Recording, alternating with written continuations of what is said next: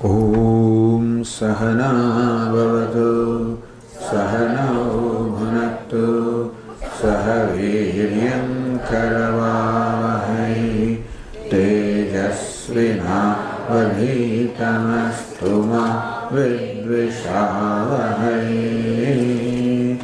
ॐ शान्ति शान्ति शान्तिः।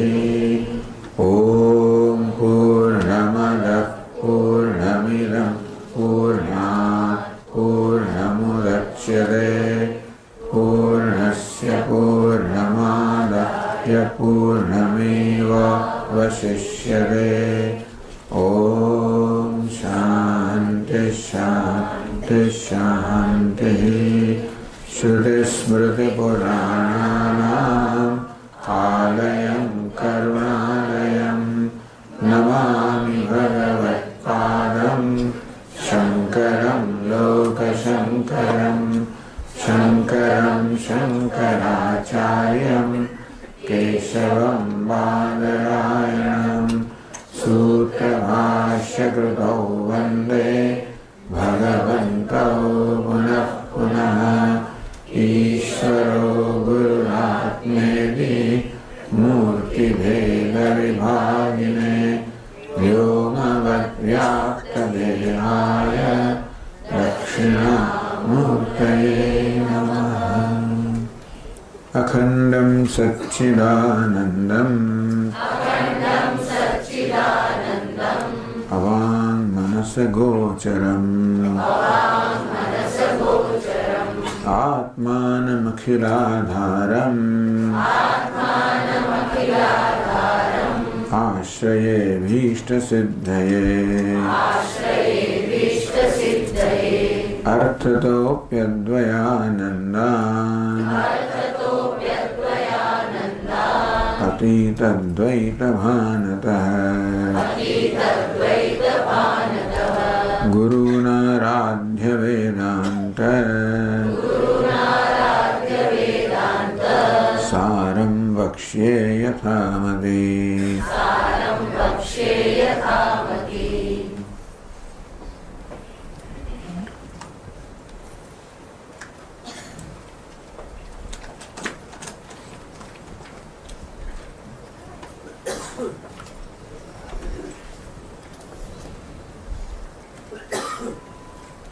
આ રીતે આત્મતત્વનું મતભેદેન આત્મતત્વ વિશે આત્મા વિશે જે અનેક પ્રકારના અભિપ્રાયો પ્રવર્તમાન છે એ બધા પહેલા પ્રસ્તુત કરવામાં આવ્યા. શા માટે? દૂષયતુમ, એમાં એનો દોષ જોવા માટે, એનો નિષેધ કરવા માટે. કારણ કે જ્યારે આપણને સૂક્ષ્મ અરુંધતીનો તારો દેખાડો હોય ત્યારે પહેલાં એક સ્થૂળ પ્રકાશમય તારાને દેખાડે, અમે જોયો, નિષેધ કરે, બીજો, ત્રીજો. તેવી રીતે દરેક આગળના પક્ષનો નિષેધ થતો જાય. એ તો જાણે બીજાવાળાએ કર્યો જ છે. દરેક પછીના પક્ષે આગળના પક્ષનો દોષ કાઢીને નિષેધ કર્યો જ છે. એમણે આગળવાળા કરતાં વધારે ચઢિયાતી યુક્તિ બતાવી છે. આની રીતે આગળ જે નિર્ણય થયો એનો નિષેધ કર્યો છે. આપણે તો એક જ નિષેધ કરવાનો રહે છે, અને તે છે શૂન્યનો. છતાં પણ કેવી રીતે નિષેધ થયો એ પ્રક્રિયા પણ ગ્રંથકાર આપણને સમજાવે છે કે તેની ચર્ચા થઈ એમાં કેવી રીતે આ આખો વિચારધારા ચાલી. જે પુત્ર આત્મા છે મળીને શૂન્ય આત્મા ત્યાં સુધી જે વિચારધારા ચાલી એ પણ સંક્ષેપમાં સમજાવીને પછી નિષેધ બતાવે છે. લખે છે 221 પાના પર.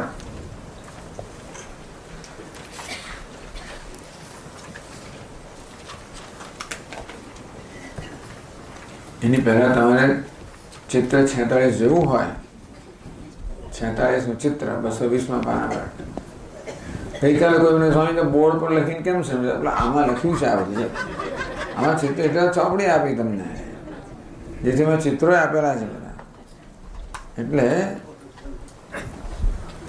બોર્ડનો ઉપયોગ કરું છું હું તો. એવું લાગે ત્યારે, પણ અહીંયા આ જગ્યાએ કરવો મુશ્કેલ છે બોર્ડનો ઉપયોગ. તો જો આનો આ પુત્ર પહેલો સાધારણ વ્યક્તિ અત્યંત પ્રાકૃત, એ શું કે આત્મા વહી જાય તે પુત્ર, શ્રુતિનું વાક્ય કહે. યુક્તિ પોતાની પુત્ર માટે પોતાને પ્રેમ છે એવું જ પુત્ર માટે પ્રેમ છે. અનુભવ પુત્ર નષ્ટ થાય તો હું નષ્ટ છું, પુત્ર પુષ્ટ હોય તો હું પુષ્ટ છું. આ સમર્થન છે એના માટે પુત્ર આત્મા છે અને સમર્થનમાં બીજો ચારવાક આવ્યો કે નહીં ભાઈ શરીર આત્મા છે. સવા એ છે પુરુષો અંદર સમય હે. ઉપનિષદ કહે છે કે અંદર રસનો જે શરીર છે એ જ આત્મા છે. તર્ક પુત્ર આત્મા નથી. જ્યારે એવો સંજોગ આવે ત્યારે માણસ પુત્રનો પણ ભોગ આપીને પોતાને બચાવતો હોય છે. માટે પુત્ર કરતા દેહ વધારે પ્રિય, એ આત્મા કેવડાવવા યોગ્ય છે. અને હું પાતળો છું, હું મોટો છું, જાડો છું, પાતળો છું વગેરે અનુભવ પણ બતાવે છે કે શરીર આત્મા છે. પછી એનો નિષેધ કરનાર બીજો નીકળ્યો ચારવાક ઇન્દ્રિય આત્મા છે. તે પ્રાણ પ્રજાપતિ વિતરમ ઇત્યવું છું કે જો ઇન્દ્રિયો ચેતન છે એ પ્રજાપતિ પાસે ગઈ અને એમને આ પ્રકારે કહ્યું તો ચેતન હોય એ જ કરી શકે. આત્મા ચેતન ઇન્દ્રિયો ચેતન છે. તર્ક કર્યો કે ઇન્દ્રિયો વગર શરીરમાં કોઈ ગતિ ના હોઈ શકે. શરીર આત્મા નથી, એને ચેતનતા અને ગતિ પ્રદાન કરનાર ઇન્દ્રિયો આત્મા છે. હું કાણો છું, બહેરો છું, અનુભવ બતાવે છે કે ઇન્દ્રિયમાં અહંભાવ છે. તો એનો પછી નિષેધ કરવા નીકળો પ્રાણ. અન્યોંતરાત્મા પ્રાણમય. હવે દરેક જણા પ્રકાર કયા કરશે કે ઉપનિષદ કહે છે કે દેહની અભ્યંતર એક પ્રાણ છે, પ્રાણમય આત્મા છે. તો જો તર્ક બતાવ્યો કે પ્રાણો વગર ઇન્દ્રિયની ગતિ ના હોઈ શકે. પ્રાણ પ્રબળ હોય તો ઇન્દ્રિયો સમર્થ હોય, પ્રાણ નિર્બળ બને તો ઇન્દ્રિયો નિર્બળ બની જાય. આમ પ્રાણમાં જે ઇન્દ્રિયોમાં શક્તિ છે એ પ્રાણને કારણે છે. મારે ઇન્દ્રિય આત્મા કહેવડાવવા યોગ્ય નથી, પ્રાણ આત્મા કહેવડાવવા યોગ્ય છે. ભૂખ તરસ પ્રાણના ધર્મ છે. હું ભૂખ્યો છું, તરસ્યો છું એ બતાવે છે કે પ્રાણને હું માનું છું. થોડો એનો નિષેધ કરવાનો નીકળો મનવાળો ચારવાક. અન્ય અંતરાત્મા મનોમય. આ પ્રાણમય તેમણે સૂક્ષ્મ અભ્યંતર મનોમય આત્મા છે. તો જો મનની અનુપસ્થિતિમાં મન ના હોય ત્યારે ઇન્દ્રિયો પ્રાણ કશું કામ નથી કરતું. માટે મન જ ખરેખર પ્રાણને ઇન્દ્રિયોને ચેતનતા પ્રદાન કરનાર છે. અને હું સંકલ્પવાન છું, વિકલ્પવાન છું, અનુભવ છે. તો બૌદ્ધ આવ્યો અન્ય અંતરાત્મા વિજ્ઞાનમય. કે તમારું મન તો કરણ છે, કર્તા સ્વતંત્ર છે, કરણ પરતંત્ર છે, આત્મા સ્વતંત્ર છે. પણ બુદ્ધિ જે કર્તૃત્વ છે એ જ આત્મા છે. અને હું કરતા છું, હું ભોગતા છું અનુભવ છે. પછી મીમાંસક પ્રભાકર અને નૈયાયિક કે તાર્કિક કે જ્ઞાન આત્મા છે. અન્યોંતર આત્મા આનંદમય. આનંદમય શબ્દનો અર્થ જ્ઞાન કર્યો.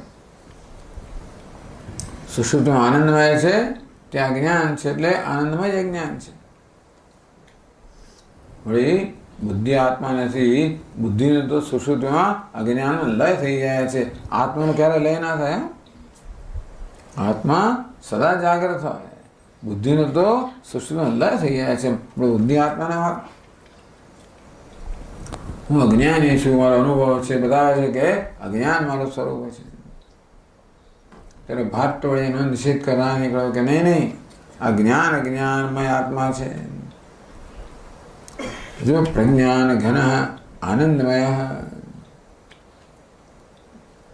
આનંદમય કહ્યું ને એટલે આનંદનું પ્રાચુર્ય છે. થોડુંક દુઃખ છે. આ દુઃખ તો જ્ઞાન અને જડતા બતાવે છે. અને પ્રજ્ઞાન ઘન છે એ ચેતનતા બતાવે છે. સુષુપ્ત અવસ્થામાં અજ્ઞાન અને અજ્ઞાન બંને છે.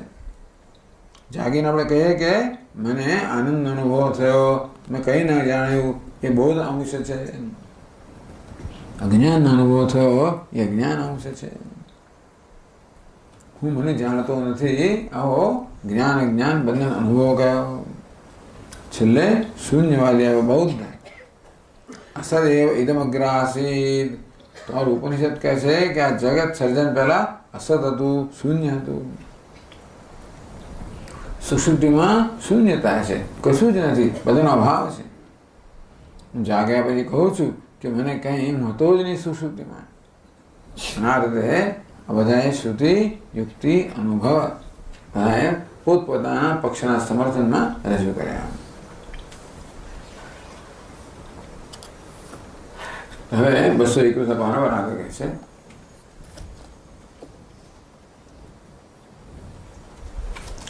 એતેષાં પુત્રાદીનાં અનાત્મત્વમ ઉચ્યતે એતૈઃ અધિપ્રાકૃતાદિ વાદિભિઃ ઉક્તેષુ શ્રુતિયુક્તે અનુભવ આભાસેષુ પૂર્વપૂર્વોક્ત શ્રુતિયુક્તે અનુભવ આભાસાનાં ઉત્તરોત્તર શ્રુતિયુક્તે અનુભવ આભાસૈઃ આત્મત્વવાદદર્શનાत् પુત્રાદીનાં અનાત્મત્વં સ્પષ્ટમેવ.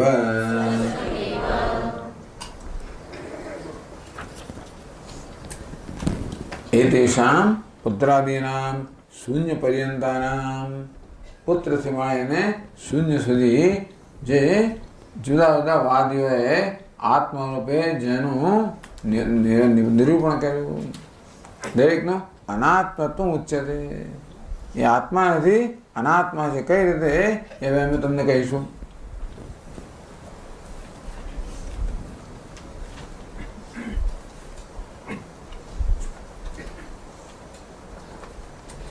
પુત્રાદિ આત્મવાદીનાં અતિમંદાધિકારિત્વાत् પ્રતિપાદ્ય શ્રુત્યાદયભિ પૂર્વપુરસ્ય ઉત્તરોત્તર બાધ્યત્વાચ્ચ.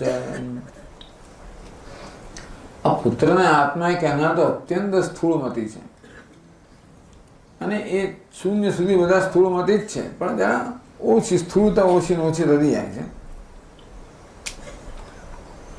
અને તેથી એ લોકોએ બધા શ્રુતિમાંથી જે બધા વાક્યો ઉદ્ધૃત કર્યા છે ને, એ જ વાક્યોનો એની પછીના વાક્ય વડે બાદ કરવામાં આવ્યો. પછી જે વાદી આવ્યો એણે આગળના વાદીના શ્રુતિ યુક્તિ અનુભવ એ ત્રણેયનો બાદ કરી નાખ્યો. અને તેથી એ લોકોએ પુરવાર કરી આપ્યું કે પુત્રથી મળીને ચાલો જ્ઞાન અજ્ઞાન ભાટ્ટ સુધીના તો આત્મા નથી, એક બૌદ્ધ બાકી રહ્યો. બાકી બધાએ પછી દરેક પછીના પક્ષવાળાએ આગળના પક્ષવાળાની શ્રુતિ યુક્તિ અને અનુભવ એ આભાસ છે. શ્રુતિ આભાસ, યુક્તિ આભાસ. આભાસ એટલે સમજાવે છે.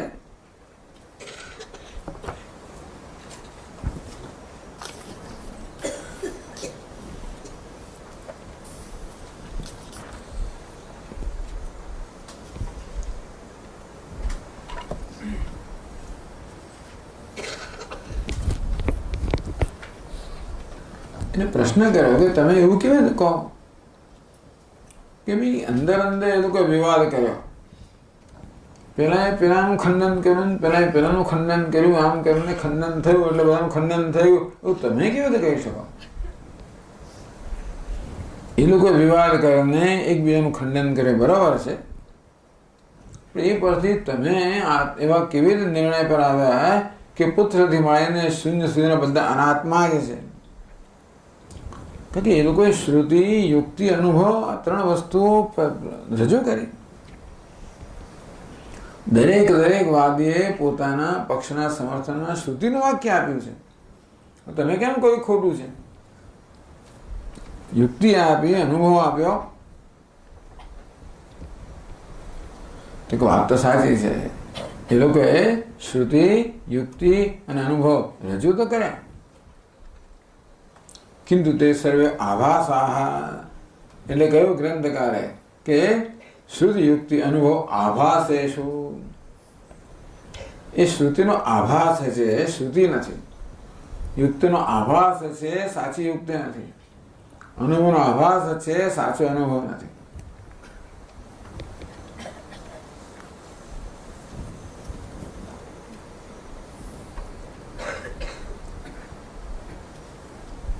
કેમ આભાસ કેમ કહો? કારણ કે એ શ્રુતિ છે એના કરતાં વધારે પ્રબળ શ્રુતિથી એ શ્રુતિનો બાદ થઈ ગયો. આત્મા વહી જાય તે પુત્ર, પેલો કહે છે, શાસ્ત્ર કહે છે કે આત્મા વહી પુત્ર નામાસી, આત્મા હું જ પુત્ર રૂપે જન્મ્યો છું. પેલો બાદ થઈ ગયો. સવા એશો નરસમય પુરુષ. ઉપનિષદ કહે છે કે નહીં, આ પુરુષ, આ દેહ આત્મા છે. એટલે એ પ્રબળ શ્રુતિ, પ્રબળ શ્રુતિ ને નિર્બળ શ્રુતિની અંદર પ્રબળ શ્રુતિ, નિર્બળ શ્રુતિ, પ્રબળ યુક્તિ, નિર્બળ યુક્તિ, પ્રબળ અનુભવ, નિર્બળ અનુભવ. તો પ્રબળ વસ્તુ છે એ નિર્બળ વસ્તુનો બાદ કરી નાખે.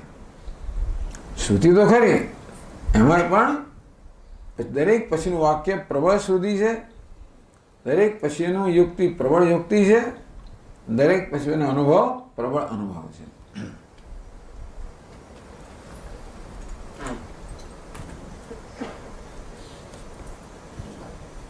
એટલે કે પૂર્વોક્ત શ્રુતિ યુક્તિ અનુભવ આભાસાના. આગળ શ્રુતિ યુક્તિ કયા એના આભાસનો ઉત્તરોત્તર શ્રુતિ યુક્તિ અનુભવ આભાસે. પછી પણ આભાસ જ છે. પેલો રજૂ કરે એ કે બહુ મોટી વસ્તુ, પણ એનો પછી બીજી પ્રવાસ સુધી પાછો એનું ખંડન થયું. આત્મત્વ બાહ્ય દર્શનાત પુત્રાદીના અનાત્મત્વ સ્પષ્ટમેવ.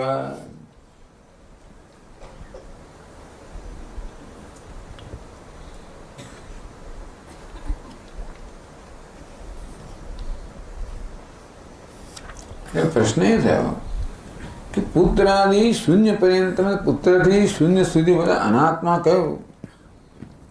ત્યારે આત્મા ભાઈ કોણ છે? આત્માનું શું સ્વરૂપ છે? કિમ તર્હિ અહમ પ્રત્યય વિષય આત્મા. એટલે હું કહું છું આત્માને આપણે કેવું અનુભવ? હું હું હું હું એટલે કોણ એ વિશે આટલા બધા અભિપ્રાયો. દરેક જણા હું એટલે કોણ એનો દરેકનો પોતાનો અભિપ્રાય આ પ્રકારે કહ્યો. બધા અભિપ્રાયો ખોટા છે એવું બતાવ્યું. તો હવે આ હુંનો સાચો અર્થ શું? હું એટલે આત્મા. તો હું દ્વારા આપણે જેને જાણીએ છીએ એ આત્માનું સાચું સ્વરૂપ શું? તો કહે છે અસ્થૂલાદિ નિષેધ વાક્ય જાત બોધિતમ. બે પ્રકારના વાક્યો કહે છે ગ્રંથકાર પોતે. કઈ પ્રબળ શ્રુતિ છે? દરેક પહેલા જે લોકોએ શ્રુતિ વાક્ય કહ્યા ને એ દરેક ખંડન કરનારી પ્રબળ શ્રુતિ કહે છે. આત્મા વહી પુત્ર નામાસી ત્યાંથી માંડીને જે બધા વાક્યો કહ્યા છે એ દરેક વાક્યો બીજી શ્રુતિ વડે બાધિત છે. જો ગાંધીજી હંમેશા કહે કે મેં છેલ્લે જે કહ્યું હોય એને મારો અભિપ્રાય જાણવો. આગળ હું ભૂલી ગયો હો, આગળ રચી ગયો હો, હવે હું જુદું કહું તો પેલા નહીં ગણવાનું, અત્યારે ગણવાનું. એમને એવું કોઈ ગર્વ નહોતો કે હું હંમેશા મારો અભિપ્રાય બદલાતો જ નથી, હું તો પહેલેથી સત્ય જાણું છું, એવી કોઈ દાવો નહીં. હું પણ વિકાસ કરી રહ્યો છું, મારી સમજનો વિકાસ થઈ રહ્યો છે. એવું શ્રુતિ માટે ને ત્યાં તો ખાલી દ્રષ્ટાંત આપું છું. પરંતુ તમે જે બધા શ્રુતિના કે વેદના વાક્યો ઉદ્ધૃત કર્યા એ કયા સંદર્ભમાં લખાયા છે? એનો પૂર્વાપર સંબંધ જોઈને પછી એ વાક્યનો શું અર્થ કરવો? તમે માત્ર એક વાક્ય કહ્યું માટે તમે કહો છો એ જ અર્થ થાય એવું નથી. ત્યાં કયા અર્થમાં વાક્ય પ્રયુક્ત થયું છે? આત્મા પુત્ર છે એ કયા અર્થમાં કહેવામાં આવ્યું? કે દેહ આત્મા છે, પ્રાણ આત્મા છે, મન આત્મા છે, એ કહેવાનું શું પ્રયોજન હતું? દેહ આત્મા છે એવું કહેવાનું પ્રયોજન હતું કે તમને ધીમે આગળ લઈ જવાનું પ્રયોજન હતું? અરુંધતી માટે કે આ અરુંધતી છે, જો તમે તો કહ્યું કે અરુંધતી, હવે તમે કેમ કહો છો કે અરુંધતી નથી? હવે આ અરુંધતી કહેવાનું પ્રયોજન શું હતું? જે એની દ્રષ્ટિ ચારે બાજુ જે હતી એક જગ્યાએ કેન્દ્રિત થાય. એ આપણે જ કે એ નહીં, પેલી અરુંધતી છે. શેના માટે? એને સાચી અરુંધતી તરફ દોરવા માટે અને અરુંધતીનો જે તારો છે એનું સાચું જ્ઞાન કરાવવા માટેના પ્રક્રિયામાં વાપરી છે. એટલે તમે એનું ગમે કે આ તારો તમે તો આ અરુંધતી છે, હું તો બસ આને અરુંધતી માનો, એવું નહીં ભાઈ. એનો પૂર્વાપર સંબંધ, એની પહેલા શું કહ્યું હતું, પછી શું કહ્યું છે, એ પરથી અત્યારે શું કહેવાનું તાત્પર્ય છે નક્કી થાય. તેમ ભલે તમે શાસ્ત્રમાંથી વાક્યો ઉદ્ધૃત કર્યા હોય, તો એ કયા સંદર્ભમાં કહેવામાં આવ્યા હતા, એ સંદર્ભને જોઈને અર્થઘટન કેવું કરવું જોઈએ એ તમારે જોવું જોઈએ. કારણ કે એ તો માત્ર આવી રીતે શીખવવાના સંદર્ભમાં કહેવામાં આવ્યા હતા. પ્રાણ મનોમય, પ્રાણમય, મનોમય, વિજ્ઞાન આનંદમય, એ આનંદમયથી અટકે નથી ગયા. બ્રહ્મ પુચ્છન પ્રતિષ્ઠા. તો તૈત્રીય ઉપનિષદમાં જ્યાં પંચકોશ વિશે આ પ્રકારે ઉપદેશ કરવામાં આવ્યો, ત્યાં પણ આ પદ્ધતિ અપનાવવામાં આવી કે કેવી રીતે અત્યંત સ્થૂળ સ્તરથી મળીને સૂક્ષ્માથી સૂક્ષ્મ સ્તર છે તેનું જ્ઞાન આપણને કેમ થાય. સીધું જ કહેતી કે આત્મા નિર્ગુણ, નિરાકાર, નિર્વિશેષ છે, નિત્ય શુદ્ધ બુદ્ધ મુક્ત છે, તો જે આ દેહને આત્મા માનનારો માણસ છે, તમે કહો કે નિત્ય શુદ્ધ મુક્ત, નિર્વિકાર, નિરાકાર, એ કોઈ દિવસ આત્માને સમજી શકવાનો નથી કે જાણી શકવાનો નથી. ક્લેશો દિગ્દરસ્તેષામ અવ્યક્તાસક્ત ચેતસામ અવ્યક્તા હિ ગતિર દુઃખમ દેહવદ્ભિ અવાપ્યતે. 12મા અધ્યાયમાં ભગવાને કહ્યું કે જે લોકો દેહમાં અહંભાવ ધરાવનાર છે એના માટે અવ્યક્ત આત્મા કે અતીત આત્મા જે છે એનું જ્ઞાન અત્યંત કઠિન છે. શાસ્ત્ર કઈ પદ્ધતિ અપનાવી? કેવી રીતે આપણો અહંભાવ ધીમે ધીમે સૂક્ષ્મ થતો જાય. દેહથી શરૂ કરો કે તું દેહ છે, આ સમજી ગયો, બરોબર સમજ્યો? પછી ના, તું દેહ નથી, તું તો પ્રાણ છે. આ દેહમાં ચેતનતા પ્રાણને કારણે છે. પ્રાણ અભ્યંતર છે, એનો નિયામક છે, એને ચેતનતા પ્રદાન કરનાર છે. બરોબર ધ્યાન કરે, બસ બરોબર હવે રિયલાઇઝ કર્યું, મને હવે જ્ઞાન થઈ ગયું, હું પ્રાણ છું. ત્યારે કે ભાઈ તું પ્રાણ નહીં, તું તો મન છે. ત્યાં સુધી ના કે નિત્ય બધું કે ભાઈ હું પ્રાણી છું, બધું એવું નહીં. એ કયા પછી બરોબર એનો અભિપ્રાય કે હું શરીર છું, ત્યારે કે તું પ્રાણ છે. પછી બરોબર ધ્યાન કરે અને જોયું કે હા વાત તો સાચી છે કે શરીરનો તો ચેતનતા પ્રાણને કારણે છે. પ્રાણ ન હોય તો શરીર હોતું નથી. મળે ખરેખર પ્રાણ આત્મા કહેવાય એવું હું પ્રાણ છું. એ પ્રકારનો નિશ્ચય થયો ત્યારે પછી એટલે તું પ્રાણ નહીં, તું તો મન છે. એ તો એ નિશ્ચય સમજી ગયો, બરોબર મન છું. સમજી નહીં ગયો, મને જ્ઞાન થયું, રિયલાઇઝ થયું, જ્ઞાન થયું, મન છું. નહીં નહીં, તું તો બુદ્ધિ છે, તું તો આનંદ છે, તું તો બ્રહ્મ છે. આનંદ તો બ્રહ્મની એટલો નજીક છે કે એને છોડવું અને બ્રહ્મને જાણવું સરળ થઈ પડે. આ દેહ ને બધા તો બ્રહ્મથી એટલા દૂર છે કે એને છોડવાથી બ્રહ્મનું જ્ઞાન થવું મુશ્કેલ છે. પણ દેહમાંથી પ્રાણ, પ્રાણમાંથી મન, મનમાંથી બુદ્ધિ, બુદ્ધિમાંથી આનંદ, એ સૂક્ષ્મથી સૂક્ષ્મ આપણા વ્યક્તિત્વનું સ્તર છે. બસ એને પણ છોડ તો બ્રહ્મ છે. એ માટે આ બધા વાક્યો કહેવામાં આવ્યા. તમે કોઈ જાતનો સંદર્ભ લીધા વગર જ તમે કહો છો કે તમારી શ્રુતિ આમ કહે છે, એટલે એ શ્રુતિ નથી, શ્રુતિનો આભાસ. જાણે કે શ્રુતિ કહે છે. આ અરુંધતી છે એ જાણે કે શબ્દ ન વાપરે, પણ જાણે કે અરુંધતી છે, કારણ કે એનો નિષેધ થવાનો છે. પછી બીજી જાણે કે અરુંધતી છે, તેમ જાણે કે શરીર આત્મા છે, પ્રાણ આત્મા છે, વગેરે વગેરે. એટલે શ્રુતિ આભાસ એટલા માટે કહ્યું. શ્રુતિનું વાક્ય તો ખરું, એ પ્રમાણ ખરું જ, પણ પ્રશ્ન એ છે બે પ્રકારના વાક્યો છે. સ્વાર્થે પ્રામાણ્યમ, પરાર્થે પ્રામાણ્યમ. એટલે શ્રુતિનું વાક્ય આપણે અક્ષરશઃ લેવાનું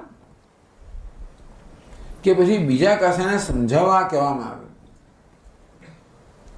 જે કહેવામાં આવે ક્યારેક આપણે બીજી કશી વસ્તુ સમજાવવા માટે વર્ણન કરતા હોઈએ.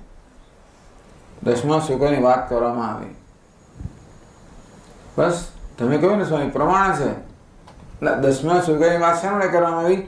આત્માનો બોધ કરવા માટે કરવામાં આવી. એ 10મા શ્લોકની વાત મુખ્ય વસ્તુ નથી. એ શું છે? મુખ્ય શું છે કે આ પ્રાપ્તસ્ય પ્રાપ્તિ, આત્મા નિત્ય પ્રાપ્ત છે, એને જાણવાનો છે, મેળવવાનો નથી. એ કહેવા માટે 10મા શ્લોકની કથા કહેવામાં આવી. 10મા શ્લોકની કથાનું તાત્પર્ય એ કથામાં નથી. શેમાં છે? એના બોધમાં છે, કે જેથી 10મો તો નિત્ય પ્રાપ્ત જ છે, એને પ્રાપ્ત કરવાના. તો તેવી રીતે પછી તમે તો સ્વામી તારે કહ્યું, પછી એક જણા પ્રશ્ન પૂછ્યો સત્સંગમાં, ખરેખરો પ્રશ્ન પૂછ્યો કે તે દાડે આપણે 10માની વાત કરી, 10 છોકરાઓ બિચારા આખો દિવસ શોધખોળ કરીને થાકી ગયા, સાંજે બિચારા નિરાશ થઈને બેસી ગયા છે. અને ત્યારે એક વડીલ ત્યાંથી પસાર થયા અને છોકરાઓને જોયા. મેં પૂછ્યું કે બાળકો, કેમ તમે લોકો આટલા નિરાશ છો? ગમીને કેમ છે? અમારામાં એક ખોવાઈ ગયો, અમે નીકળતા 10 હતા, અત્યારે 9 જ છે. ડૂબી ગયો લાગે છે. શું આખો દિવસ શોધ્યો, મળ્યો નહીં? શું જવાબ આપીશું ઘેર જઈને? કેમ નક્કી કર્યું ખોવાઈ ગયો છે? ઘણી નક્કી કરો, જ્યારે ઘણી બતાવજો. વળી પાછા મિત્રોને સામે ઊભા કર્યા અને 1 2 3 4 5 6 7 8 9, જો 9 જ છે, 10મો ખોવાઈ ગયો છે. એટલે પેલા સમજી ગયા કે ક્યાં તકલીફ છે, તું 10મો છે. હવે આ કથા છે ને મને કહી, તું બ્રહ્મ છે એ કહેવા માટે. તો 10માની કથાનું તાત્પર્ય 10મામાં નથી. શેમાં છે? પ્રાપ્તની પ્રાપ્તિમાં છે. બોધ શું છે આમાંથી? 10મો નિત્ય પ્રાપ્ત જ છે. અજ્ઞાનને કારણે અપ્રાપ્ત હોય એવો ભ્રમ જન્મ્યો. મારે જ્યારે એને બોધ આપવામાં આવ્યો કે તું 10મો છે, ત્યારે માત્ર અજ્ઞાનમાંથી જન્મેલા ભ્રમનું નિવારણ કરવાનું જ એમાં પ્રયોજન છે. કેવી રીતે બોધથી, ઉપદેશથી અજ્ઞાનમાંથી જન્મેલા ભ્રમનું નિવારણ થાય? તેવી રીતે હું બદ્ધ છું, બંધાયેલો છું, અલ્પ છું, આ બધા મારા ભ્રમ છે. તું બ્રહ્મ છે એ બોધથી આ બધા ભ્રમની નિવૃત્તિ કરવાની છે. એ માટે આ કથા કહેવામાં આવી. આ કથાનું તાત્પર્ય પોતાનામાં નથી. કથાનું તાત્પર્ય છે આત્માનો ઉપદેશમાંનું તાત્પર્ય છે. 10માનો ઉપદેશ નથી. આમ કેટલાય દ્રષ્ટાંતો આપણે આપતા હોઈએ, અથવા ધીમે ધીમે આપણે કહેતા હોઈએ કે ભાઈ કેવી રીતે બદ્રીનાથ જવું, તો પહેલાં ગરુડ ચટ્ટી જાન, પછી પેલી ચટ્ટી જાન. જો આવે ને પેલા એમ કે આવી ગયો બદ્રીનાથ, તો કે ના આ તો ગરુડ ચટ્ટી છે, બી ચટ્ટી આવી, બદ્રીનાથ આવી ગયો. એમ કરતાં કરતાં કરતાં પાછળનું છોડતો જાય. દરેક ચટ્ટીનું પ્રયોજન ક્યાં છે? એને બદ્રીનાથ પહોંચાડવાનું છે. તેવી રીતે શાસ્ત્રના જે બધા વાક્યો આ લોકોએ ઉદ્ધૃત કર્યા, એનું પ્રયોજન શું છે? બીજા કશાકમાં. સ્વાર્થે પ્રયોજન નથી. એ નથી અર્થ લેવાનો કે શરીર આત્મા છે. પ્રયોજન શું છે? કે અત્યાર પૂરતો શરીર આત્મા છે અને પછીથી આગળ વધીને પ્રાણ આત્મા છે, એવું જાણવાનું છે. એટલે એને સુધી આભાસ. આભાસ એટલે શું? સ્વાર્થમાં તાત્પર્ય નથી, તાત્પર્ય બીજી કશી વસ્તુ કહેવામાં આવે છે.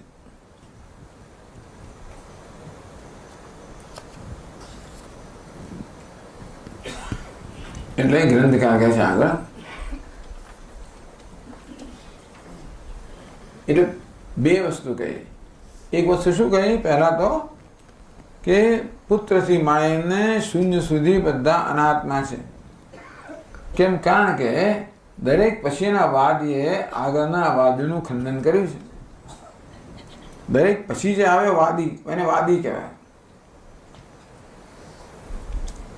વાદ કરે છે, શરીર આત્મા છે વાદ, પ્રાણ આત્મા છે વાદ. એ દરેક વાદીએ પોતાની શ્રુતિ યુક્તિ અનુભવથી આગળની શ્રુતિ યુક્તિ અનુભવનું ખંડન કર્યું. એ બધું સ્પષ્ટ છે કે પુત્રથી માંડીને શૂન્ય સુધીના એ આત્મા નથી. કેમ છે? બીજું કારણ બતાવે છે કે પુત્રથી માંડીને શૂન્ય સુધીના આત્મા નથી. કેમ? કેમ છે?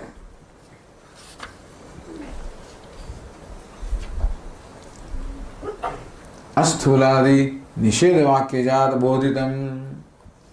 કે જો શ્રુતિમાં બે પ્રકારના વાક્યો છે. એક વાક્ય કહે છે કે આત્મા શું નથી, બીજું વાક્ય કહે છે આત્મા શું છે. એ કહે આત્મા અસ્થૂલમ, સ્થૂળ નથી, સૂક્ષ્મ નથી, લાંબુ નથી, ટૂંકો નથી વગેરે વગેરે. એ આત્મા શું નથી એ પ્રકારે નિષેધ દ્વારા બોધ કરે.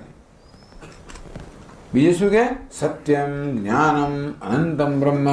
આત્મા સત્ય સ્વરૂપ છે, જ્ઞાન સ્વરૂપ છે, આનંદ સ્વરૂપ છે. એ પ્રકારે વિધિ શું છે એટલે બે રીતનો ઉપદેશ, શું નથી અને શું છે. આ બંને પ્રકારના વાક્યો આપણને ઉપનિષદમાં પ્રાપ્ત થાય. નેતિ નેતિ જાણીતું છે. આત્મા આ નથી, આ નથી, આ શું છે? નિષેધ વાક્ય છે. સાથે આત્મા શું છે? સત્યમ, વિજ્ઞાનમ, આનંદમ, બ્રહ્મ. વિજ્ઞાન સ્વરૂપ છે, આનંદ સ્વરૂપ છે વગેરે. આ શું છે એ કહે છે. આવી રીતે આ બે પ્રકારના વાક્ય, તમે જે બધા શ્રુતિના વાક્યો કહ્યા છે એ બધા વાક્યો બાધિત થઈ ગયા છે આ પ્રબળ શ્રુતિથી. હવે કે નિર્બળ શ્રુતિથી પ્રબળ શ્રુતિ બાધિત થાય. કે જેનો સ્વાર્થ તાત્પર્ય નથી, પ્રબળથી નિર્બળ. સ્વાર્થમાં તાત્પર્ય નથી એવી શ્રુતિ સ્વાર્થ પ્રબળ શ્રુતિ બાધિત થઈ જાય. તો એવું કહે આગળ કિંચ પ્રત્યગ અસ્થૂલ અચક્ષુઃ અપ્રાણ અમનઃ અકર્તા ચૈતન્યમ चिन्मात्रं सत इत्यादि प्रबल श्रुति विरोधात् अस्य पुत्रादि शून्य पर्यन्तस्य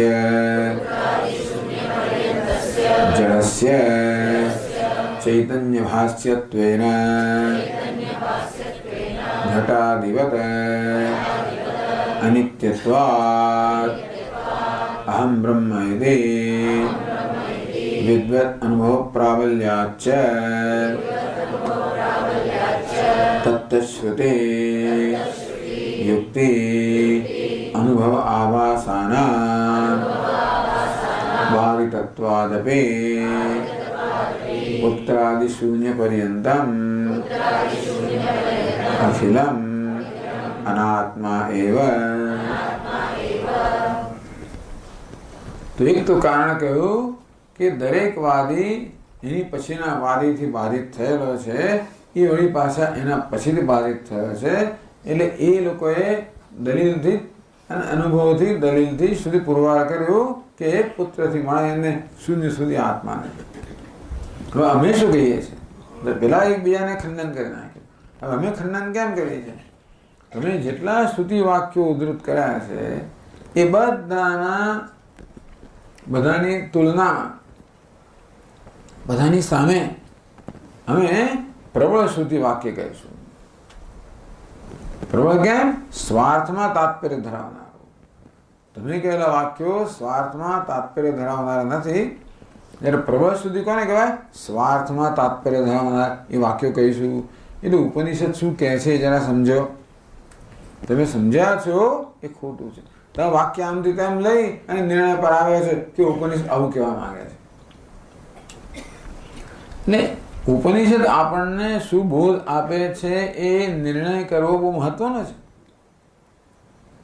આગળ આ ગ્રંથકાર બતાવશે કે કોઈ પણ ગ્રંથ આપણને શું બોધ આપે છે, નિર્ણય કરવાની પદ્ધતિ છે. ઉપક્રમોપસંહારો, અભ્યાસ, અપૂર્વતા ફલમ અર્થવાદોપત્તિ છે. આમ લિંગમ તાત્પર્ય નિર્ણય આ 6 લિંગ છે. એ બધું નક્કી થાય કે ખરેખર શાસ્ત્રનું તાત્પર્ય એટલે એ શું કહેવા માંગે છે. બધું બહુ કહેવાયું હોય, બધાની બધા મોટું લાંબુ ચોળું બધું બહુ ખૂબ બધી વાતો થતી હોય. એ બધામાંથી ભાઈ છડીને ખરેખર શું કહેવા માંગે છે એ નિશ્ચય કરવો એ બહુ જ મહત્વનો છે. એમાં જુદા જુદા આચાર્યોએ પોતાની રીતે જુદો નિર્ણય કર્યો. અદ્વૈત વેદાંત એમ કે ઉપનિષદ એથી આગળ વધીએ તો વેદમાં શું કહેવા માંગે છે. કર્મકાંડી લોકો એમ કે વેદ તો એમ કહે છે કે કર્મ એ જ મોક્ષનું સાધન છે. તો વેદાંત એનું ખંડન કરે કે નહીં, અમે જે રીતે વેદને સમજ્યા છે એ પ્રકારે જોઈએ તો વેદ તો જ્ઞાનનું નિરૂપણ કરે છે. જ્ઞાન મોક્ષનું સાધન છે એ સમજાવે છે, કર્મ નહીં. ચાલો જ્ઞાન મોક્ષનું સાધન. હવે તમે વેદાંતિન પાસે આવો. એ પાસે અદ્વૈત વેદાંતિન, વિશિષ્ટ અદ્વૈતિન, દ્વૈતાદ્વૈતિન. તો સ્વામીજી ઉપનિષદ તો એકના એક જ છે, તો આ બધા આચાર્ય જુદું જુદું કેમ કહે છે? આના જ ઉપનિષદો લઈને પેલા કે અદ્વૈત સમજાવે છે, બીજા કે અદ્વૈત સમજાવે છે, દ્વૈતાદ્વૈત સમજાવે છે, વગેરે વિશિષ્ટ અદ્વૈત સમજાવે છે. એવું કેમ? દરેક આચાર્ય આ જ બધા જે શાસ્ત્રો છે ઉપનિષદ એનો અભ્યાસ કરીને પોતાની રીતે નિર્ણય પર આવ્યા કે આ શું કહેવા માંગે, એનું તાત્પર્ય શું છે. એમણે પોતાની રીતો અજમાવીને નક્કી કર્યું હશે. એટલે તાત્પર્ય નિર્ણય કરવા માટેની પદ્ધતિ છે. એ બધું નક્કી થાય કે તાત્પર્ય શું છે. એટલે વિશિષ્ટ અદ્વૈત એમ કે ઉપનિષદ એમ કહે છે કે બ્રહ્મ કે ઈશ્વર તો પૂર્ણ છે અને જીવ એનો અંશ છે. હવે એમણે એવી જાતનું તારણ કાઢવું.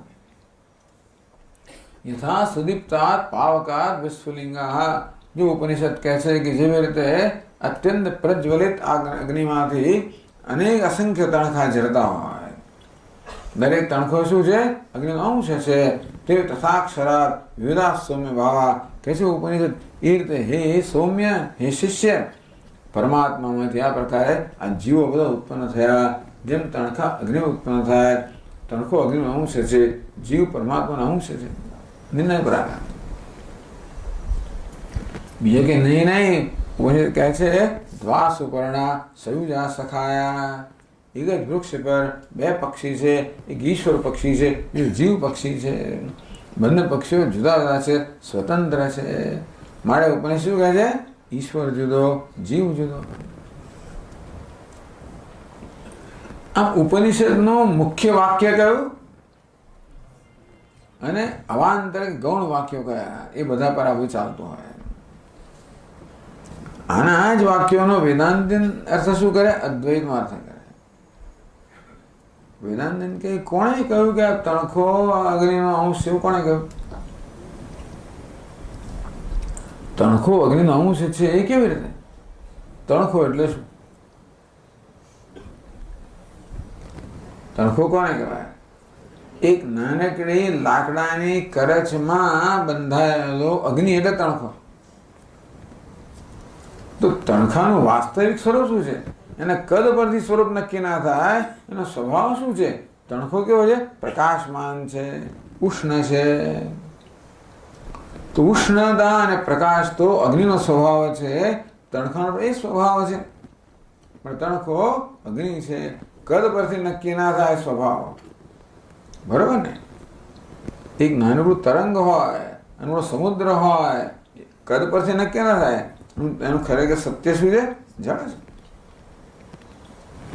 આમ જે વસ્તુના અર્થ પેલા લોકો જુદા કરે એ જ વેદાંતિન બતાવેલા છે. આ તો એવું નથી કે શંકરે તો પહેલા થઈ ગયા. જે વાક્યોનો અર્થ આ લોકો આવો એ તો સમજાવી ચૂકે છે અદ્વૈત પરખ, અને તોય આ લોકો આવો અર્થ કર્યો, જે કારણ હોય તે. એટલે શું કહેવામાં આવ્યું છે એનો તાત્પર્ય નિર્ણય. તાત્પર્ય એટલે શું કે ક્યાં તત્પરતા છે, શું કહેવાનો ઈરાદો છે. ઘણો માત્ર તમે શબ્દોનો અર્થ લો એ ના ચાલે, એની પાસે ઈરાદો શું છે એ સમજવાની જરૂર છે. અને એ રીતે અમે બતાવીશું તમને કે કેવી રીતે આ શરીર આત્મા છે એ કોઈનો ઈરાદો નથી ઉપનિષદમાં, કે પ્રાણ આત્મા છે, કે મન આત્મા છે, કે બુદ્ધિ આત્મા છે, એવો ઈરાદો નથી. આ તો ચૈતન્ય આત્મા છે, બ્રહ્મ આત્મા છે, એવું કોઈનો ઈરાદો છે. એટલે પેલા લોકોએ જે બધા શ્રુતિ વાક્યો ઉદ્ધૃત કરેલા એ તો પ્રાસંગિક હતા. મુખ્ય વાક્ય કયું છે એ દરેક સંદર્ભમાં અહીં કહેવામાં આવે છે. કિંચિત પ્રત્યેક આત્મા શું કહે છે? પ્રત્યેક કહે છે. પ્રત્યેક એટલે શું? અંતરતા. બે શબ્દ છે, પ્રત્યેક અને પરાગ. પ્રત્યેક એટલે જે અંતરતામાં છે, પરાગ એટલે જે બાહ્ય છે. પ્રત્યેક આત્મા એટલે આત્માને એક પ્રત્યેક વિશેષણ લગાડ્યું. આત્મા અંતરતમ આત્મા છે, બહાર જે છે આત્મા નથી. પુત્ર ક્યાં છે? બહાર છે. આત્મા ક્યાં? અંદર હોવો જોઈએ. પુત્ર જ આત્મા હોય એટલે પ્રત્યેક. પ્રત્યેક એટલે ક્યાં કહેવામાં આવ્યું? કઠોપનિષદ કહેવામાં આવ્યું. પરાંચેખાની વિતરણ સ્વયંભૂ તસ્માત પરાંગ પશ્યતિ નાંતરાત્મન કશ્ચિત ધીર પ્રત્યેગાત્માનમૈક્ષત આવૃત ચક્ષુ અમૃતત્વમિચ્છન. કઠોપનિષદ કહે છે કે ભગવાને મનુષ્ય ઇન્દ્રિયોને બહિર્મુખ બનાવી, મનને પણ બહિર્મુખ બનાવ્યું છે. અંતે મનુષ્ય આ ઇન્દ્રિયોને મન છે હંમેશા બહારના વિષયો તરફ જ મંડાયેલા હોય છે. એ લોકો આત્માના દર્શન કરી શકતા નથી. ભગવાન આવું જ કરીને મોકલ્યા છે આપણને, પાટા બાંધીને મોકલ્યા છે. ક્યાં? આંખે પાટા બાંધ્યા, બુદ્ધિની આંખમાં પાટા બાંધ્યા, હાથ બાંધી દીધા. જાતે પાટો છોડી ના શકો, પાછો જંગલમાં મૂકી દીધો. ચારે બાજુ મોં પાડ કરે છે. કોઈ દિશાનું બિચારાને ભાન નથી. કોઈક આવે એને દયા કરે, એને હાથ છોડાવે, એને પાટા છોડાવે આખરા. તોય બિચારો ભૂલી ગયો છું ક્યાંથી આવ્યો ને ક્યાં જવાનું છે. ક્યાંથી આવ્યો તો યાદ છે, ગંધારમાં. ક્યાં કઈ દિશામાં આવ્યો, દિશા બતાવે. તો તેવી રીતે ટૂંકમાં ભગવાને આવી રીતે પાટા બાંધીને જ મોકલ્યા છે. ભગવાને પહેલેથી વ્યવસ્થા કરી હોત કે ઇન્દ્રિય વડે આત્માના દર્શન થતા, ઇન્દ્રિયો વડે દુનિયાના વિષયના દર્શન, એવી ઇન્દ્રિયો બનાવીને આપી આપણને. મન કેવું બનાવીને આપ્યું? બહારના દર્શન કરે સ્થૂળ પદાર્થોના. એને એવું બનાવીને આપ્યું હોત કે ઇન્દ્રિયો આત્માને જોઈ શકતી હોત અને મન આત્માને જોઈ શકતો હોત, ત્યાં કોઈ માથા ઉપર ઢઈ ના હોત. ખરું કે નહીં? તમે વિચાર કરો. એને કેવી ઇન્દ્રિયો બનાવી? આ બધા બહાર સ્થૂળ પદાર્થોના દર્શન કરે. મન પણ કેવું બનાવે? બહિર્મુખ, બહાર જ જોયા કરે. સુખ તો કે બહાર, શાંતિ તો કે બહાર, સલામતી તો કે બહાર, બધું બહાર જ બહાર. કશ્ચિત ધીર ભગવાને તો આમ મોકલ્યો, તોય પણ કોઈક એને નીકળે ખરો. એનો પણ શું કહેવાય? સવા શેર માથે ભગવાનનો પણ એક સવા શેર નીકળે ખરો. કશ્ચિત ધીર એ ભગવાને વ્યવસ્થા કરી આપી છે. આવું કરીને ભગવાને દરેકને વિવેક બુદ્ધિ આપી છે પાછી, જેથી આપણે જીવન પર વિચાર કરી શકીએ, અનુભવોથી શીખી શકીએ. મોટા ભાઈ કોઈ શીખતું નથી. અનુભવ શ્રેષ્ઠ શિક્ષક છે. શીખે તો પણ કોઈક જ એવું નીકળે જે પોતાના અનુભવોથી શીખે. અમૃતત્વ ઈચ્છન કે મને અલ્પતા ના જોઈએ, મને શું જોઈએ? અમરતા જોઈએ છે. મને આ બધા તુચ્છ સુખથી સંતોષ નથી, મને અનંત સુખ જોઈએ, નિર્તિશય સુખ જોઈએ. એ બહાર મળે એમ નથી, આવૃત. એ માટે એને પોતાની આંખો, ઇન્દ્રિયો, મન, બુદ્ધિ બધાને અંતર્મુખ બનાવ્યા. બનાવી શકે એવું છે બાજુ. ભગવાને બહિર્મુખ બનાવે, પણ મને અંતર્મુખ બનાવવાની વ્યવસ્થા છે. જો આપણે એ આપણે કરવાનું, એ આપણને કરવા માટે છોડે. પાટા બાંધીને કે જો પેલો ઘડો રહ્યો છે, એમાં મીઠાઈ ભરેલી છે, ફેર જા ઘડાને તોડ, એ આપણે કરવાનું પાછું. ઘડો તો છે, મીઠાઈ પણ છે, દંડો પણ આપણા હાથમાં છે, પણ આપણે શોધી કાઢવો પડે ઘડો ક્યાં છે. પછી ફાંફા માર્યા જ કરો તો કંઈ પત્તો ના લાગે. કોઈ કેવો નીકળે ખરો કે ઘડાની અંદર મીઠાઈ છે, તોય પણ એની એવી ઘ્રાણેન્દ્રિય છે કે સૂક્ષ્મ રીતે જો હા મીઠાઈની એને એકદમ સૂક્ષ્મ ગંધ આવી ગઈ, તરત એ બાજુ ગયો. જે કંઈ કારણ ઘટુમાં એ તો કોઈક નીકળ્યો જેણે જીવન પર વિચાર કર્યો કે મને આવું ક્ષણિક સુખ ના જોઈએ, મને તો અનંત શાશ્વત સુખ જોઈએ. એ બહાર પ્રાપ્ત થાય એમ નથી, એ તો અંદર પ્રાપ્ત. આત્મા પ્રત્યેક આત્માને મૈક્ષર, એને પ્રત્યેક આત્માના દર્શન કર્યા. આત્મા કેવો છે? પ્રત્યેક છે. પુત્ર કેવો છે? પ્રત્યેક અંતરતમ. પુત્ર કેવો છે? પરાગ છે.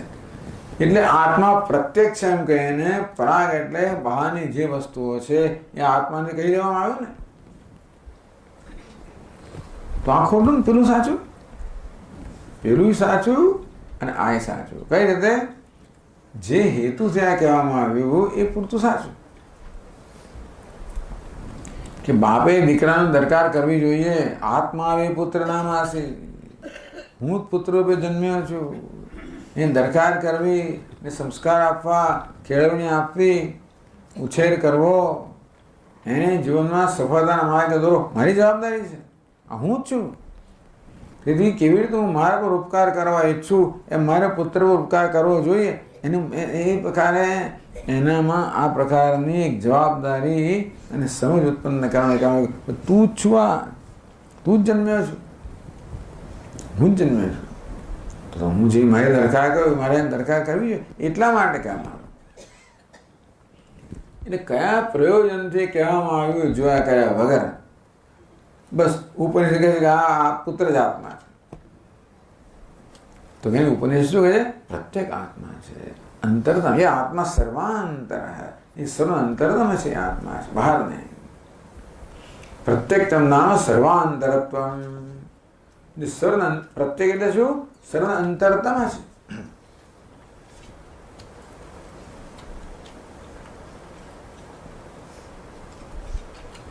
એ સત્ય આત્મા સર્વાંતર.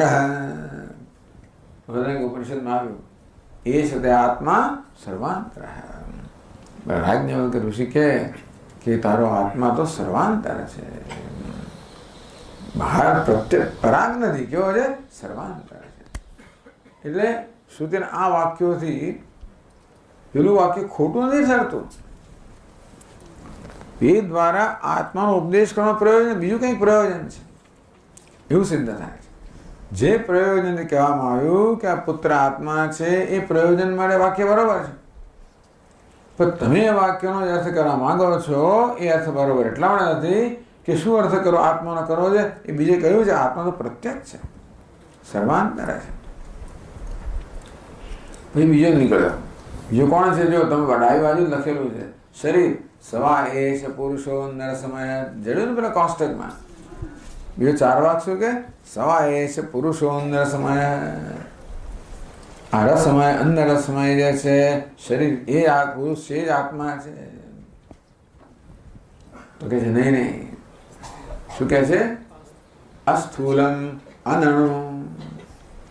ક્યાં કહેવામાં આવ્યું? અસ્થૂલમ અનણુ અહ્રસ્વમ અદીર્ઘમ. તો કે આત્મા કેવો છે? અસ્થૂલમ, સ્થૂળ નથી. અસૂક્ષ્મ, સૂક્ષ્મ નથી. અહ્રસ્વમ, નાનકડો નથી. દીર્ઘ નથી, લાંબો નથી, ટૂંકો નથી. એમ કરે ને પેલો તો શરીરના આત્મા કહે છે ને અનુભવ શું કહે? સ્થૂલોહમ કૃશોહમ. મારો અનુભવ છે કે હું સ્થૂળ છું, કૃશ છું. એ બધું શરીર આત્મા તો કે નહીં, આત્મા તો અસ્થૂલ છે, અકૃશ છે, અનણુ છે. ત્યારે પેલું કેમ કહેવામાં આવ્યું? એ તો માત્ર તને એટલા માટે કહેવામાં આવ્યું કે અત્યારે તું આવું જાણ, પછી છેવટે આત્મા અસ્થૂળ છે જાણી શકે એ માટે કહેવામાં આવ્યું. પછી કોણ આવ્યો? ત્રીજો ઇન્દ્રિયાત્મા છે. શું કહ્યું? તે પ્રાણા પ્રજાપતિ પિતરમ એવ ઊચુ પુત્રમ એત્ય બ્રૂયુ. એનું વડે શું કહ્યું? એ કહે છે અચક્ષુશ્રોત્રમ તદ પાણીપાદમ. આત્મા કેવો છે? અચક્ષુશ્રોત્ર. પેલો ચક્ષુનો શ્રોત્ર ઇન્દ્રિય આત્મા છે એવું કહે. પણ ઉપનિષદ શું કહે છે? અચક્ષુશ્રોત્રમ. આત્મા ચક્ષુ વગરનો છે, શ્રોત્ર વગરનો છે. તદ પાણીપાદમ. હાથ વગરનો છે, પદ વગરનો છે. એટલે કે હાથ પગ કે ચક્ષુ શ્રોત્ર આત્મા નથી એ સ્પષ્ટ કર્યું.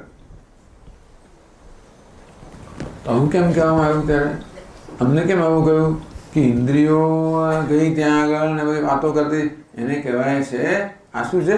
અર્થવાદ છે. તે પ્રાણાયતિ શ્રુતિ અર્થવાદત્વાદ ન સ્વાર્થપરા.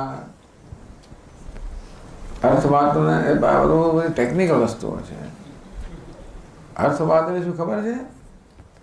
કોઈ સેલ્સમેન આપણી પાસે આવે ને, એને માલ વેચવો હોય તો શું કરે ખબર છે? પોતાના માલના બઢાવી ચડાવીને વખાણ કરે. જાત જાતના વચન તમને આપે, આટલી વોરંટી ને આટલી ફલાણી, તો તમે જ પેલું લાખ પછી કોન્ટ્રાક્ટ વાંચો ત્યારે ખબર પડે. બીજું શું કરે પાછો? એના પ્રતિસ્પર્ધીને માલ એની ભયંકર નિંદા પણ કરે પાછો.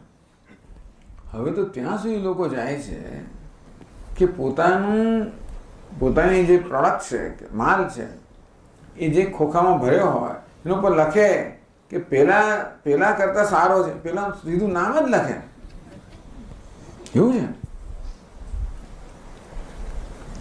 એટલે બીજાને ઉતારી પાડવો, પોતાને, આ તો પદ્ધતિ દુનિયાને અપનાવે છે ને. એને શું અર્થવાદ કહેવાય. એટલે આ વસ્તુને આપણે અક્ષરશઃ નહીં લેવાની. પેલો વખાણ કર્યા કરે ને અક્ષરશઃ નહીં લેવાનું, નિંદા કરે ને અક્ષરશઃ નહીં લેવાનું. એ કયા પ્રયોજન કે એ સમજવાનું. તેવી રીતે જ્યારે ઉપનિષદમાં કહ્યું કે ઇન્દ્રિયો બધી ભેગી થઈને પ્રજાપતિ પાસે ગઈ, એટલે એમ ના માનવું કે ચૈતન્ય છે માટે ગઈ. એ આખી કથા કહેવામાં આવી, જે કથા ગઈકાલે કહી હતી કે ઇન્દ્રિયો વચ્ચે વાદ વિવાદ થયો, હું મોટી હું મોટી હું મોટી. પછી પ્રજાપતિ પાસે ગયા. પ્રજાપતિએ કહ્યું કે ભાઈ તમારામાંથી જેના જવાથી શરીર મરી જાય સમજો કે એ સૌથી શ્રેષ્ઠ. દરેકને બહાર ગઈ. વાણી પહેલા ગઈ, અને પછી શ્રોત્ર, અને પછી ચક્ષુ, પછી મન ને બધા. એ કે બહાર જતી હશે એટલે કહેવાનો ભાવ આ કથા એટલે ઓહો ખરેખર આંખ જતી રહી બહાર, એવું નહીં. કહેવાનો ભાવ એ છે કે આંખ વગર ચાલે, વાણી વગર ચાલે, જતી રહી એ બધું. ટૂંકમાં હવે બાળકોને કથા કહીએ એટલે દરેક વસ્તુ કહીએ એમ નહીં, એની પાછળનું પ્રયોજન સમજવાનું. અને અર્થવાદ એટલે શું કે આ વાક્યો જે છે ને એનો અક્ષરશ અર્થ નહીં કરવાનો, પછી કયા પ્રયોજન કહેવાય એ પ્રકાર અર્થ કરવાનો. આનું પ્રયોજન શું છે કે ઇન્દ્રિયો શ્રેષ્ઠ નથી, પ્રાણ શ્રેષ્ઠ છે, એ કહેવા માટે આખી કથા કહેવામાં આવે. તો પ્રાણ બોલ્યો ને ઇન્દ્રિયો બોલી તો બોલે આવું, એ તો એ કહેવાની રીત છે. એટલે પછી આપણે વસ્તુને અક્ષરશ લઈને પછી ઘણા પ્રશ્નો થતા હોય છે બધા. પણ આનું પ્રયોજન પ્રાણ બોલ્યો એમાં નથી, પ્રાણની શ્રેષ્ઠતા બતાવવાનું છે. એ તો પેલા ઈસરની વાત, પેલા આપણા આવે ને પંચતંત્રની બધી, એમાં તો પેલું વસિયાળ બોલે ને સભાગ બોલે ને એટલે આવું બોલે. આ તો વાર્તા કહેવાની કે જો શિયાળ કેવું ચાલાક છે, કાગડો કેવો ચાલાક છે, પેલો મગર કેવો મૂર્ખ છે, વગેરે વગેરે. વાંદરો ચાલાક છે, પેલું બતક અને વાંદરો અને કેવું બધા કેવી કે એટલે બતકે આમ કર્યું એટલે આવું કર્યું ને. પછી નાનું આટલું બાળક પૂછે આવું થાય મમ્મી, હવે છેતરાય. આપણે તો નહોતા પૂછતા ભાઈ, આપણે તો વાર્તાનો આનંદ લેતા હતા. હવે ને કકડાટિયા નીકળ્યા છે બધા, એ વાર્તાનો આનંદ લઈ શકતા જ નથી. આપણે તો કેવો આનંદ આવે કે હિરણ્યકશિપુ પેલો આમાં થાંભલામાંથી નીકળ્યા ને કેવી એક્સાઇટમેન્ટ. આવું થાય, અડધું સિંહ હોય, અડધું ફલાણું હોય. એટલે આપણો ફુગ્ગો જ ફૂટી જાય. આપણે વાર્તા કહેતા હોય ને ફુગ્ગો જ ફૂટી જાય આપણો. એવો પ્રશ્ન કરે અંદરથી. પેલું બિચારો ઉત્સાહ છે, રામાયણની કથા કહેતો હતો ત્યાં અમેરિકામાં. એનું બધું પાશ્ચાત્ય લોકો બધા સાંભળતા હતા કે કેવી રીતે પેલો મારીચ આવ્યો અને કેવો હરણના રૂપમાં આવ્યો અને કેવો પછી રામજીને આમ પટાવીને લઈ ગયો. છેવટે રામજી એને બાણ માર્યું. ઓહો, he did not show compassion. એટલે કે રામજીએ કોઈ જાતની એને કોઈ કરુણા ના બતાવી, એને મારી નાખ્યા. એટલે તાત્પર્ય છે આમાં ગૂંચવાઈ જાય લોકો. આમાં થાય છે શું, આમાં ગૂંચવાઈ જાય. આમાં બધા ગૂંચવાયેલા છે જીવનમાં, જો કે પણ આ કથામાં ગૂંચવાઈ જાય, એમ ઉપનિષદ ગૂંચવાઈ જાય. શું કહેવા માંગે છે ન સમજાય તો વચ્ચે જ ગૂંચવાઈ જ ગયા. એટલે આવું કહ્યું છું, મને તો આવું કહ્યું. આમાં પ્રજાપતિએ ઉપદેશ કર્યો ઇન્દ્રને વિરોચનને. એટલે બસ વિરોચનને પહેલા એવું કહ્યું કે ભાઈ આ જરા સમજે કે આ શરીર આત્મા છે. ઇન્દ્ર તો પાછો આવ્યો કે આ તો કંઈ બરોબર લાગતું નથી. તો વિરોચન તો ખુશ થઈ ગયો, બસ મને મળી ગયો ઉપદેશ, જ્ઞાન થઈ ગયું, શરીર આત્મા. જેને પ્રચાર કરવાનો હતો કે પ્રજાપતિ આવું કહ્યું કે શરીર આત્મા. પ્રજાપતિ નામે એને તો પ્રચાર કર્યો, એને ગુરુને બદનામ કરે પાછા, એવું થયું. એટલે માણસ ક્યાંથી શું સમજ, એટલે પ્રશ્નો બધી ખબર પડે કે લોકો શું સમજે છે. ઘણી વાર આપણે એમ કે આપણે તો કેવું સરસ સમજાવીએ છીએ. આપણે બધા અભિમાન તો એક સત્સંગ એક પ્રશ્નમાં જ તૂટીને ભૂક્કા વળી જતા કે તમે શું કરો છો.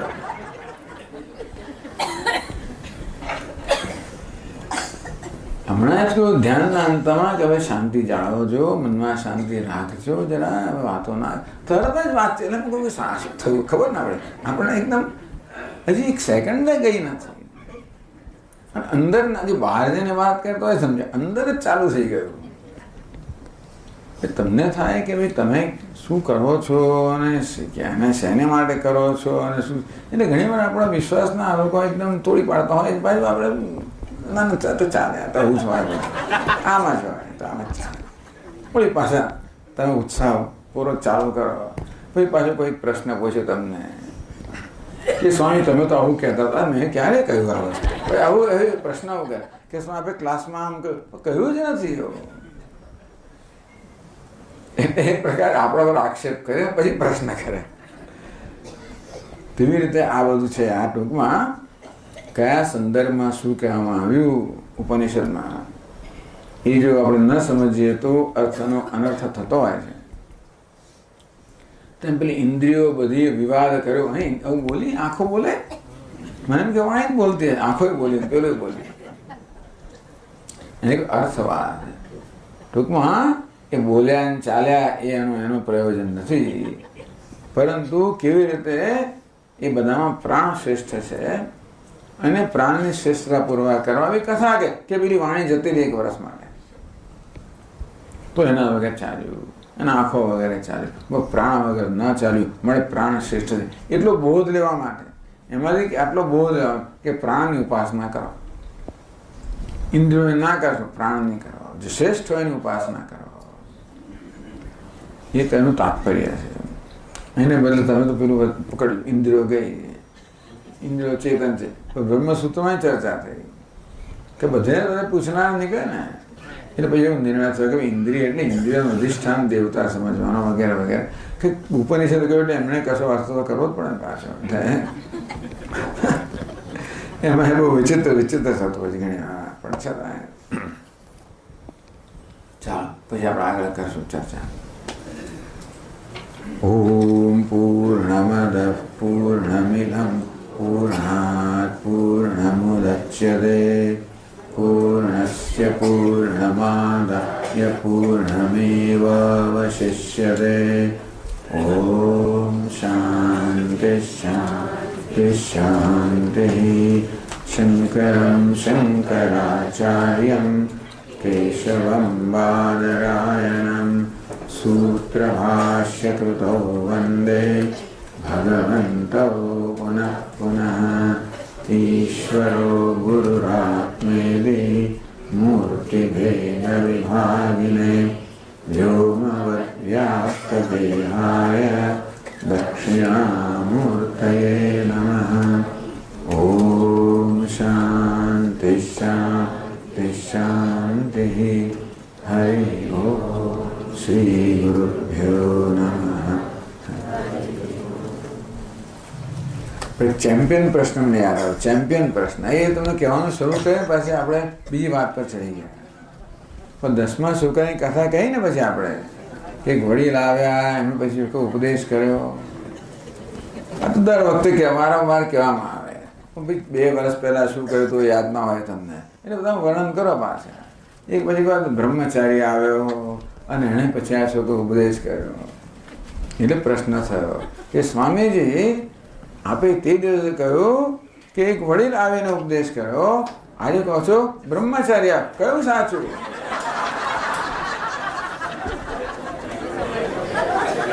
આ ચેમ્પિયન પ્રશ્ન આ થયેલો છે, મેં ઉભો નથી કર્યો।